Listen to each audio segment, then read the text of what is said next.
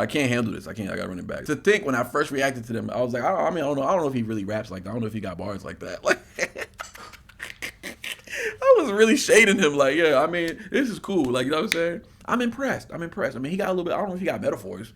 The dude is all about metaphors. Oh, we got 50 plus in the chat. Y'all are up. Wow. TOP fans are freaking losers. You guys are still awake watching reactions. Get a life. Hey, we're losers. So what? Losers win sometimes. All right, let's get it though, man. We got the lyrics pulled up. How many verses are in here? All right, I'm not gonna read. I just want to see how many verses. There's one verse, two verses. There's 3 verses in this song. Damn.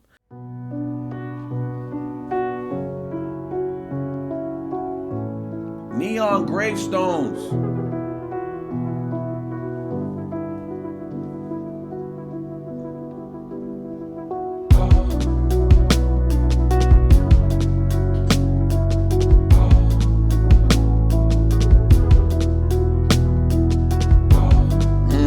Love the vibes.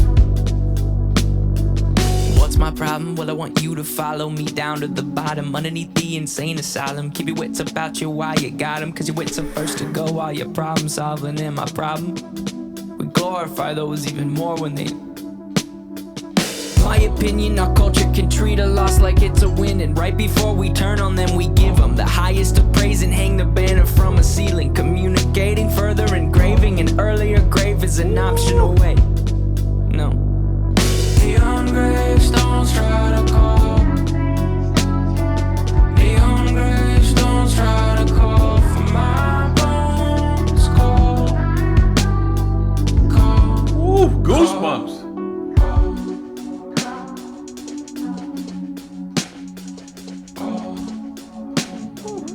Let it breathe, let it breathe.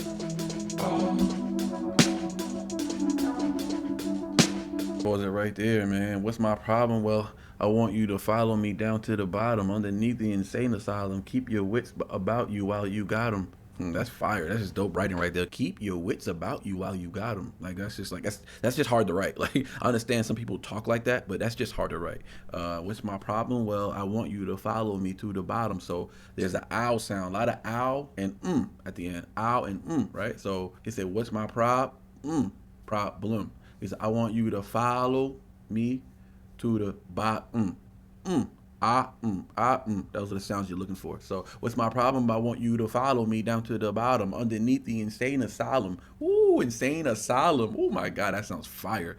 So underneath the insane asylum, keep your wits about you while you got them. That is just fire, right? Your wits are fist. What is this man's writing's crazy? Your wits are fist while your problem solve them. And my problem, we glorify even more we glorify those even more when they, my opinion, our culture can treat a loss like it's a win.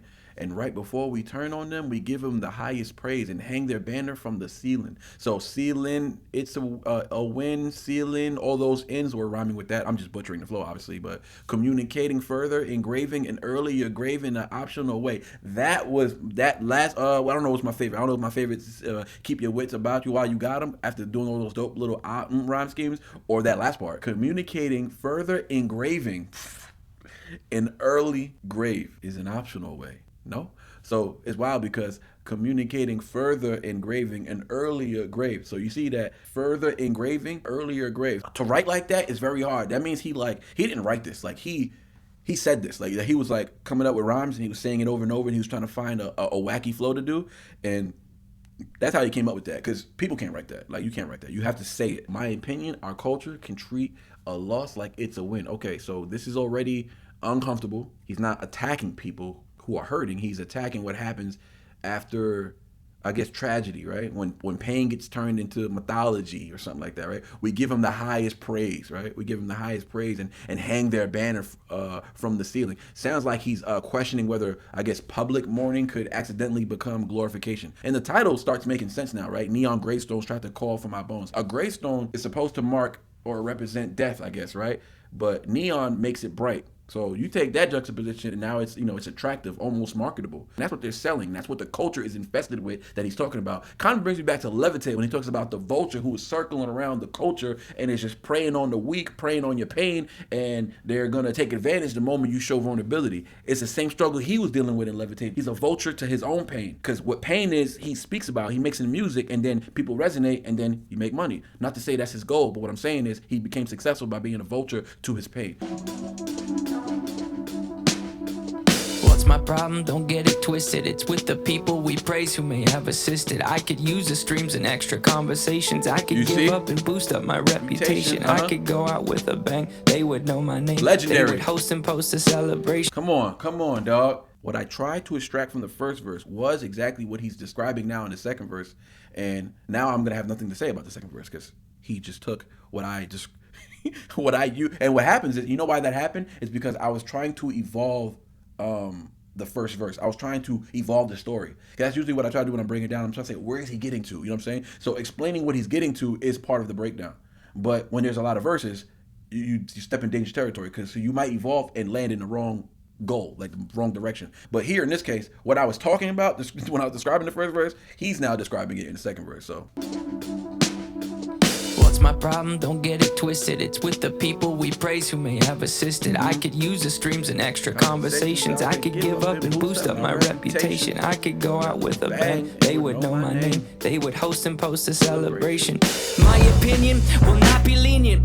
My opinion, it's real convenient. Our words are loud, but now I'm talking action. We don't get enough love, well they get a fraction. They say, how could he go if he's got everything? I'll mourn for a kid, but won't cry for a king. Neon gravestones try to call. Neon gravestones try to call for my bones. Call. Promise me this. If I lose to myself, you won't want a day, and you move on to someone else. Promise me this. If I lose to myself, you won't mourn a day, and you move on to someone else.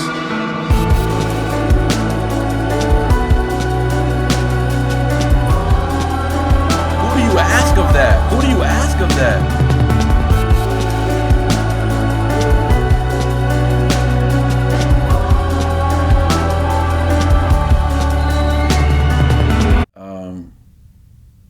Who's he talking to when he says that though? I'm gonna let it play. Neon gravestones try to call. Neon gravestones try to call for my bones. Neon gravestones try to call. Very creative though.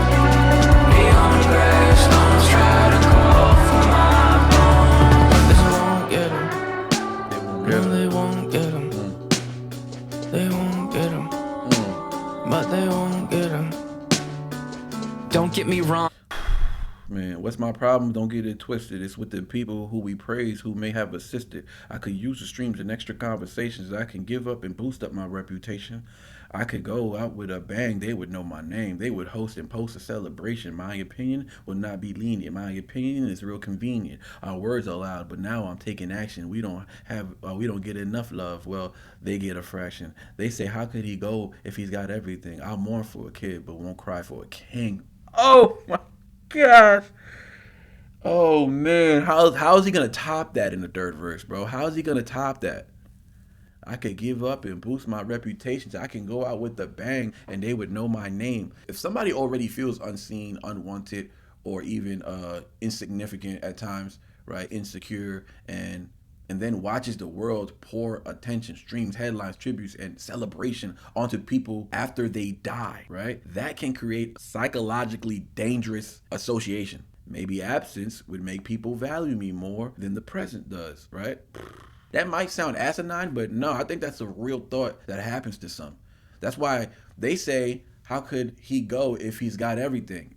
That's important too. You got to pay attention to that because material success doesn't, how can I say it? It doesn't get rid of someone's despair, right? It doesn't protect someone from despair.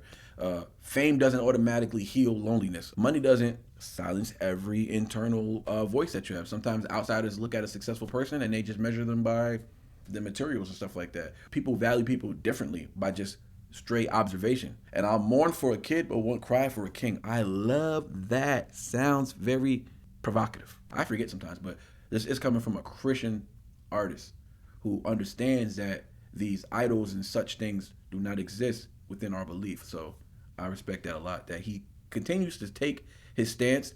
He stands firm on it without being loud and obnoxious and being pushy and being like standoffish. That's how we have people in the chat who say, hey, I'm not even Christian, but I love his Christian perspective and his religious belief or his religious ideals and the way he the way he describes things and the way you describe him as a reactor. Like, you see, non-believers are still connected to it because of his delivery, because he's able to bring it and it doesn't feel like a threat. They won't get him. They won't get him. But they won't get him.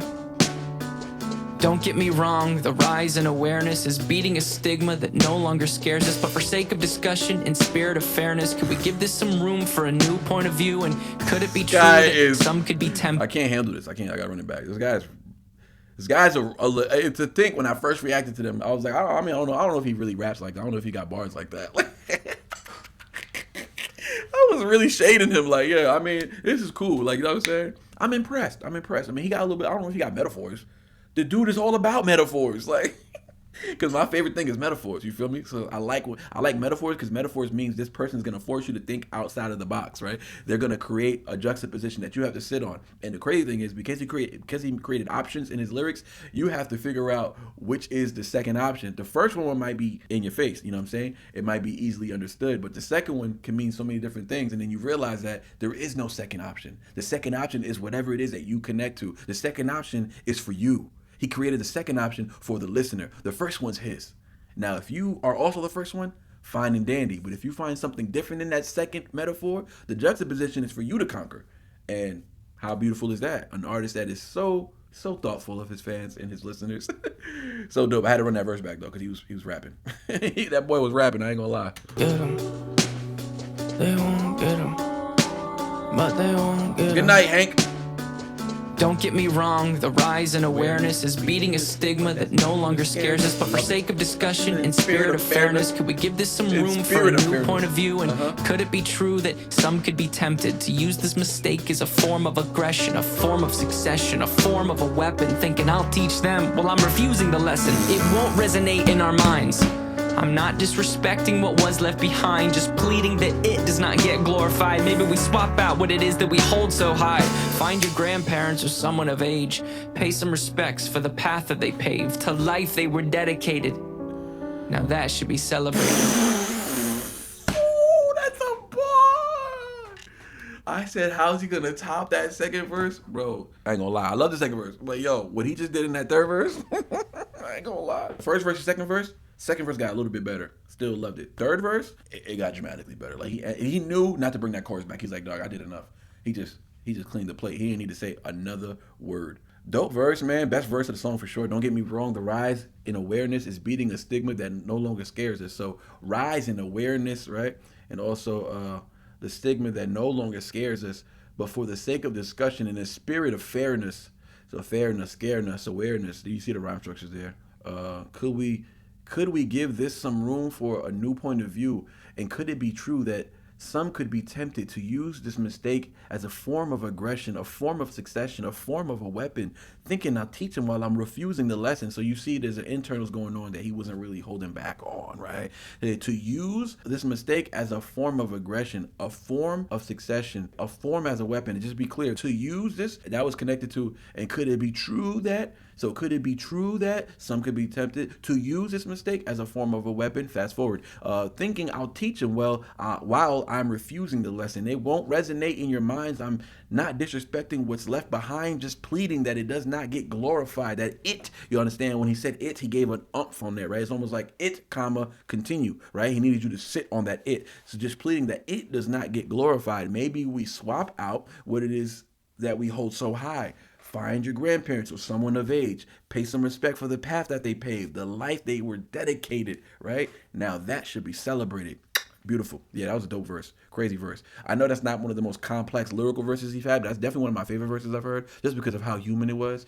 Don't get me wrong, the rise in awareness is beating the stigma that no longer scares us. I really respect and appreciate that he adds this because now he's showing nuance, right? He's showing nuance because he's saying if we should stop talking about mental health and all the things that he likes to make music about or hide suffering again, he acknowledges that openness has done something good. There's the beauty right there that I was looking for because I was like, where's the happy music? But the happiness is in all the people resonating and connecting with this, right? Because people can talk about pain without as much shame now. And that is the goal. And if that is the goal, job well done. And then he asks a harder question, right? Because can awareness itself become careless if the way we talk about tragedy starts turning into a spectacle? And that's, listen, this song is way ahead of its time because today's day and age, people get murdered on camera or get assassinated on camera, and you should see the way people react to it. They're celebratory about it. They're mocking it. It's dark, right? The devil's running rampant right now, and you can see it in people's look at on social media. We become desensitized to it to the point where we're not affected. So that's where he goes into, I'm not disrespecting what was left behind, just pleading that it does not get glorified, that it does not get glorified. That becomes now the thesis of the whole record for me. He lands the plane, right, towards the end. Find your grandparents or someone of age. Pay them respects for the path that they paved, to life they were dedicated. Now that should be celebrated. Oh my God, what an ending. What an ending. That's such a strong reversal, right? Because instead of waiting until somebody dies to, elevate them, his point he's trying to make here is celebrate endurance, celebrate the ones who are still striving, celebrate the ones who are still in the fight and positive about it. Celebrate the person who stayed, celebrate somebody who fought through, I don't know, decades of disappointment and still came out on top, fought through grief, fought through failure, fought through bills, fought through fear, sickness, everything, loss. People, that's the everyday person, right? Everybody in this chat can actually resonate with either category, and those people still kept choosing tomorrow. Don't know who requested that one, but that was a goodie. People call us losers. People call me a loser for being a reactor. They don't realize how much fun I have though. People in the real world, they're like, "You're a reactor? Like you just watch videos and laugh?" I'm like, "No,